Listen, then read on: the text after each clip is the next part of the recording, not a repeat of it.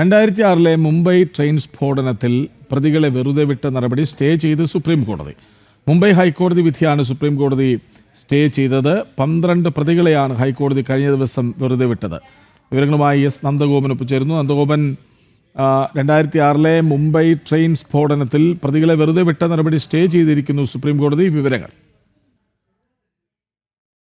Mumbai train സ്ഫോടന കേസിലെ 12 പ്രതികളെ വെറുതെ വിട്ട് മുംബൈ ഹൈക്കോടതി നടത്തിയ വിധി പ്രസ്താവനത്തിനെതിരെയാണ് മഹാരാഷ്ട്ര സർക്കാർ സുപ്രീം കോടതിയെ സമീപിച്ചത്. സുപ്രീം കോടതി ഈ ഹർജി പരിഗണിച്ചുകൊണ്ട് മുംബൈ ഹൈക്കോടതി വിധി സ്റ്റേ ചെയ്യുകയായിരുന്നു.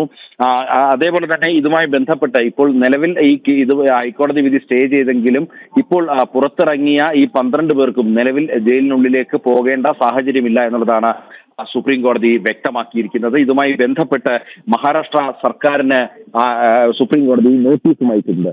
6 മലയാളികളടക്കം 180-ലധികം പേർ കൊല്ലപ്പെട്ട സ്ഫോടന പരമ്പരയായിരുന്നു ഉണ്ടായിരുന്നത്. രാജ്യത്തെ നടുങ്ങിയ ഒരു സ്ഫോടന കേസിൽ ഹൈക്കോടതി കഴിഞ്ഞ ദിവസമാണ് വിധി പറഞ്ഞത്.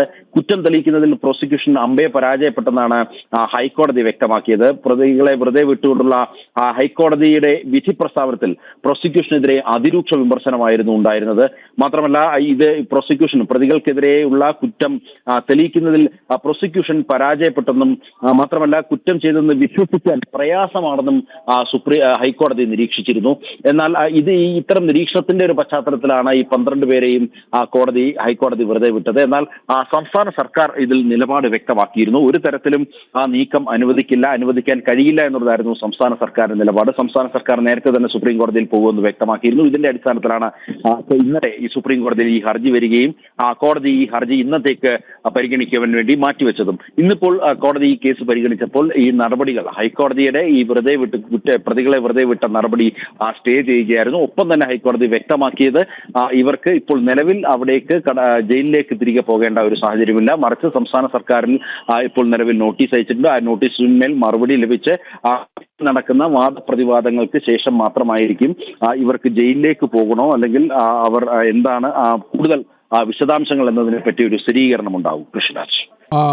നന്ദൻ, ഇപ്പോൾ സുപ്രീം കോടതി എന്തു നിരീക്ഷണമാണ് നടത്തിയിരിക്കുന്നത്? അതായത് വെറുതെ വിട്ട നടപടി സ്റ്റേ ചെയ്യുമ്പോൾ എന്ത് നിരീക്ഷണമാണ് സുപ്രീം കോടതിയുടെ ഭാഗത്തു നിന്നുണ്ടായത്?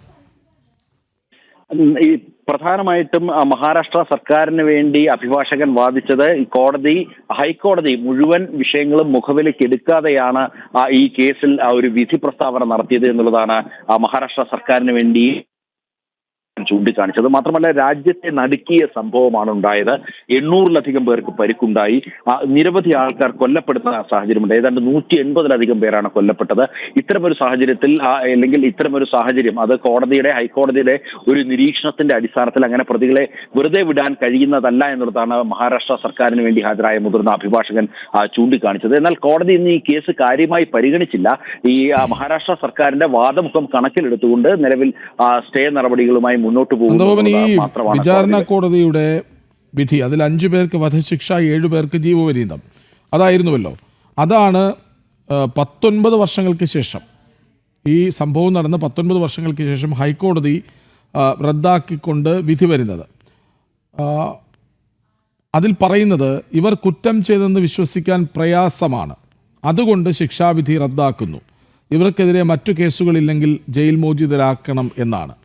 ഒരുപക്ഷെ അങ്ങനെ പറഞ്ഞൊക്കെ പ്രതികളെ വെറുതെ വിടുന്നത്, അത് തുടക്കം മുതൽ തന്നെ ആ തീരുമാനം ഞെട്ടലോടെയാണ് സമൂഹം വരവേറ്റത്.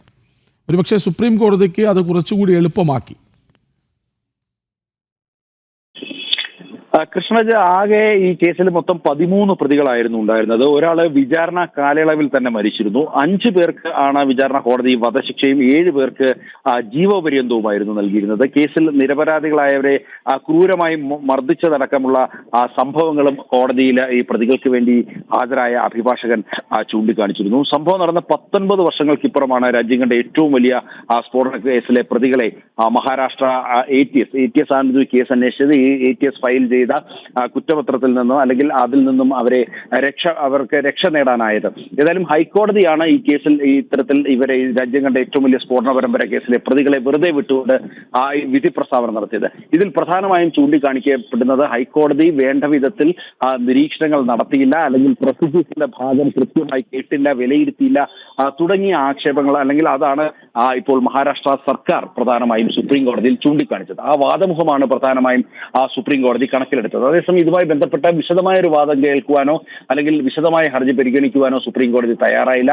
മറിച്ച് കേസ് മാറ്റിവെച്ചുകൊണ്ട് ഈ ഹർജിക്കാർ, അതായത് സർക്കാർ ഇതുമായി ബന്ധപ്പെട്ട് നോട്ടീസ് അയക്കുകയും ഒപ്പം തന്നെ പ്രതികൾ താൽക്കാലികമായി ജയിലിലേക്ക് പോകണ്ട എന്നുള്ള ഒരു വിധി പ്രസ്താവനയുമായിരുന്നു ഇപ്പോൾ കോടതിയുടെ ഭാഗത്തുനിന്നും ഉണ്ടായത്. ഏതായാലും ഇതുമായി ബന്ധപ്പെട്ട് കൂടുതൽ കോടതിയുടെ വിധി പ്രസ്താവന അടക്കം ഇനി പുറത്തു വരേണ്ടിയിരിക്കുന്നു. കൃഷ്ണരാജ്. ശരി. 2006 മുംബൈ ട്രെയിൻ സ്ഫോടനത്തിൽ പ്രതികളെ വെറുതെ വിട്ട നടപടി സ്റ്റേ ചെയ്ത് സുപ്രീം കോടതി. വിവരങ്ങൾ നൽകുകയായിരുന്നു എസ് നന്ദഗോപാൽ.